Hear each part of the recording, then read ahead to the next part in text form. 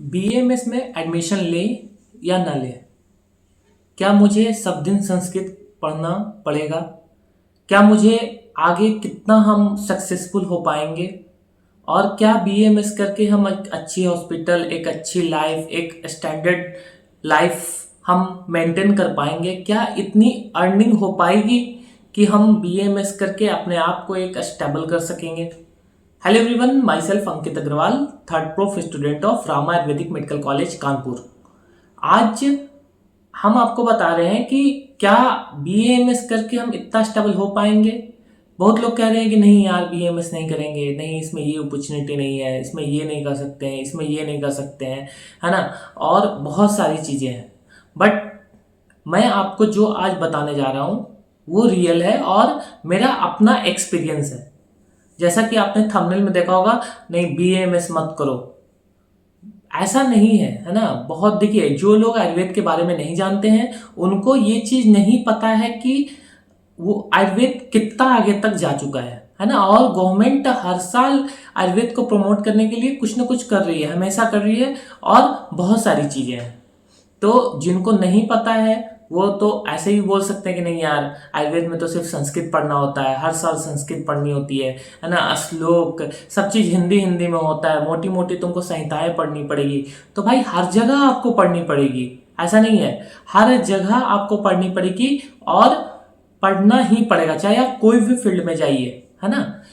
आप कोई भी कोर्स ले लीजिए, एमबीबीएस लीजिए, बीडीएस लीजिए, बीएमएस लीजिए, बीएचएमएस लीजिए, कोई भी कोर्स में चले जाइए, कोई भी डिपार्टमेंट में आप चले जाइए, है ना, आपको मेहनत तो करना ही पड़ेगा। मैं आपको मतलब अभी मैं थर्ड प्रूफ में हूँ, है ना। आज मैं आपको अपनी बीएमएस जर्नी बता रहा हूँ। देखिए, मैं अभी सक्सेसफुल नहीं हूँ, है ना, डॉक्टर भी नहीं बना हूँ, बट मुझे इतना कॉन्फिडेंस आ गया है कि नहीं, मैं बहुत कुछ कर सकता हूँ, है ना। आगे लाइफ में मैं बहुत अच्छा करूंगा और मुझे इस बात की पूरी भरोसा है। तो मैं आपको आज अपनी बीएमएस लाइफ जर्नी बता रहा हूँ, ठीक है। मेडिकल फील्ड कोई आसान नहीं है, कोई भी फील्ड आसान नहीं है, खास करके मेडिकल फील्ड की बात करें तो मेडिकल फील्ड आसान नहीं है ना। यहाँ आप सोचेंगे कि 5 साल में हम कॉलेज कर करके और बहुत सारी चीजें कर लेंगे। कम से कम आपको 10 साल देना ही पड़ता है मिनिमम, एक स्टेबल करने के लिए, अपने आप को इतना ट्रेंड करने के लिए, अपने आप को इतना स्किल करने के लिए। तभी तो आपके पास पेशेंट आ पाएंगे, वो ठीक हो पाएंगे, फिर जा पाएंगे, फिर वो आप इस किसी को लेके आएंगे, है ना।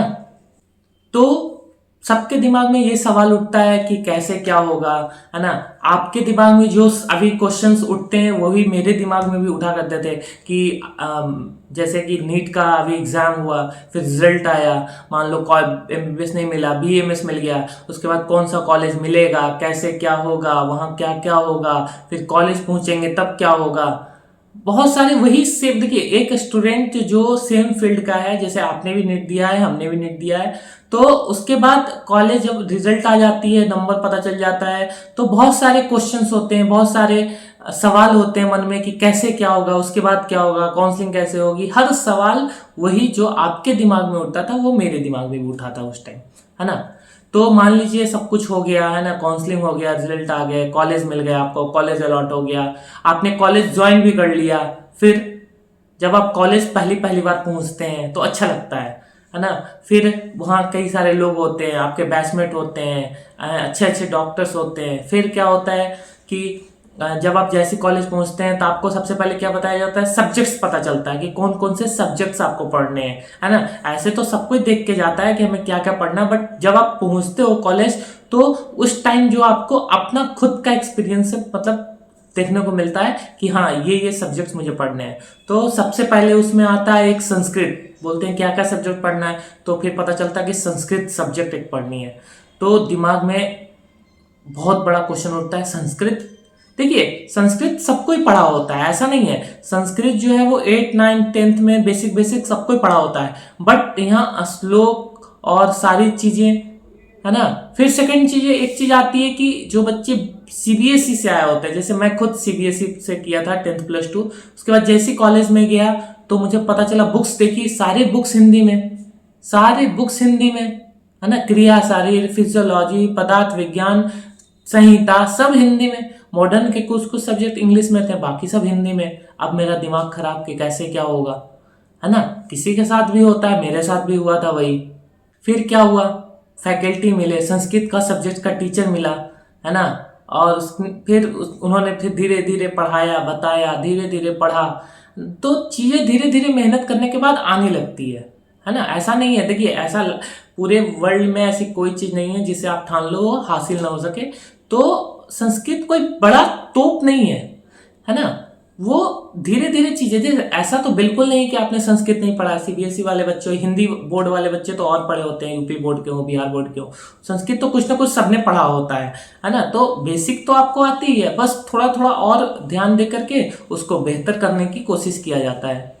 फिर फर्स्ट ईयर जैसे जैसे मतलब बढ़ता गया, आगे बढ़ता गया, तो धीरे धीरे फिर हमने हॉस्पिटल ज्वाइन कर लिए आयुर्वेद के, है ना। मॉडर्न हॉस्पिटल कुछ ज्वाइन किए, कभी आयुर्वेद ज्वाइन किया, तो पेशेंट देखा तो थोड़ा सा कॉन्फिडेंस आया।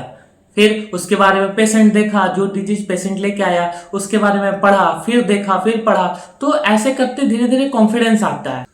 सेकंड चीज ये होता है कि जब आप कॉलेज जाते हो तो उसके बाद आयुर्वेद में आजकल सेमिनार होने लगे हैं, अलग अलग हर मंथ कहीं ना कहीं सेमिनार होते हैं, और अच्छे अच्छे उसमें वैद्य आते हैं, अच्छे अच्छे उसमें गुरु आते हैं। तो उसमें हम लोग को बहुत सारी चीजें सीखने को मिलती है। फर्स्ट ईयर में हमने भी 2-3 सेमिनार अटेंड किया और वहाँ बहुत कुछ सीखा, उनसे मिला। देखो पहले बहुत सारे सवाल थे कि कैसे क्या होगा, कैसे क्या करेंगे, कोई गाइड कर दे। तो जो चीज आपको सेमिनार में सीखने को मिलेगी ना, वो कहीं नहीं मिलेगी। देखिए थ्योरेटिकल पार्ट क्लासेस और ये सब चीजें अलग है, बट क्लिनिकल एक्सपोजर के लिए अपना एक्सपीरियंस जो अपना शेयर करता है ना, वो अलग होता है।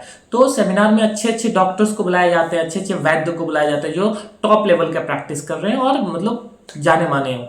तो वो आए, उनसे मिला। फॉर एन एग्जाम्पल, मेरे सबसे मतलब फेवरेट डॉक्टर प्रशांत तिवारी सर, मतलब बहुत अच्छे हैं, बहुत अच्छे, मतलब डाउन टू अर्थ पर्सन।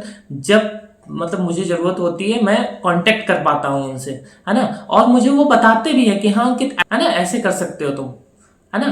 कई बार मिला हूँ, है ना। और भी जैसे लोग मिले, राज सपूते सर मिले, नितिका कौली मैम मिली, बहुत सारे वैद्य मिले, है ना। कोई एक अग्रवाल, नितिन अग्रवाल सर थे शायद, तो उनसे भी बात हुई थी, है ना।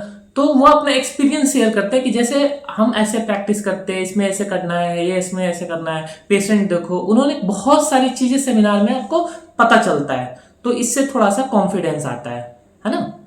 तो ऐसा नहीं है, मेहनत तो आपको खुद करनी पड़ेगी। देखिए खुद का मेहनत जब तक आप नहीं करेंगे ना, कोई भी फील्ड में हो, आप सक्सेस नहीं हो पाएंगे। आपको मेहनत तो करनी ही पड़ेगी।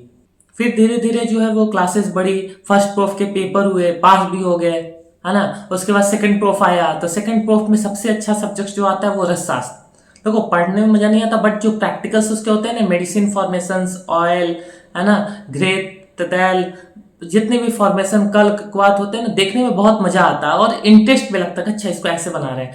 मेरा सबसे मतलब फेवरेट चीजें यही रहा कि सेकंड ईयर में मैं मतलब सेकंड प्रोफ में बात करूं, मैंने खुद भी, है ना, कई ऑयल बनाए हैं, है ना। जैसे कि हमने एक निर्गुंडी oil as a painkiller बनाया था, खुद का बनाया था, और पेशेंट पे उसका यूज भी करके देखा और अच्छा रिजल्ट था, है ना। और फिर हमने एक विंगराज ऑयल भी बनाए थे। जो हमारे बैचमेट हैं उनको पता होगा अगर वो वीडियो देख रहे होंगे।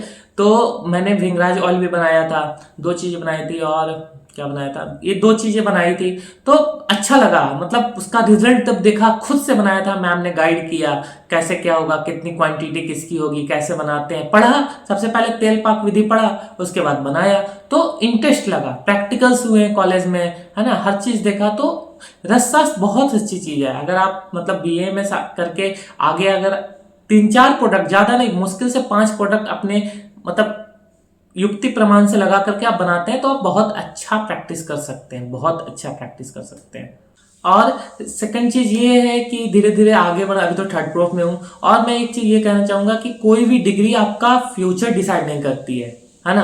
चाहे वो कोई भी डिग्री हो, आपका वो फ्यूचर डिसाइड नहीं करेगी, आपकी मेहनत ही आपके फ्यूचर डिसाइड करेंगे। अगर आपने कोई कोर्स में एडमिशन ले भी लिया, मान लो एमबीबीएस में ले लिया, मान लो एमबीबीएस में आपने एडमिशन ले लिया, वहां पढ़ाई नहीं देखा, मेहनत नहीं किया, नहीं अच्छे से पेशेंट नहीं देखे, तो क्या मतलब है यार एमबीबीएस करने का, है ना। तो मैं यही कह रहा हूं कि जिसमें इंटरेस्ट हो आपको लगता है कि नहीं मुझे उसमें जाना चाहिए, तो आप जाओ और पूरी मेहनत से मतलब काम करो। क्योंकि आपका मेहनत ही जो है वो आपको बहुत ऊपर तक लेके जाएगा, है ना। मतलब आज लाइफ में ऐसा कोई जिसको एक अच्छा सपोर्टर मिल जाता है ना, एक अच्छा गाइड मिल जाता है, वो बहुत ऊपर तक जाता है। फिर धीरे धीरे ये सब चीजें हुआ।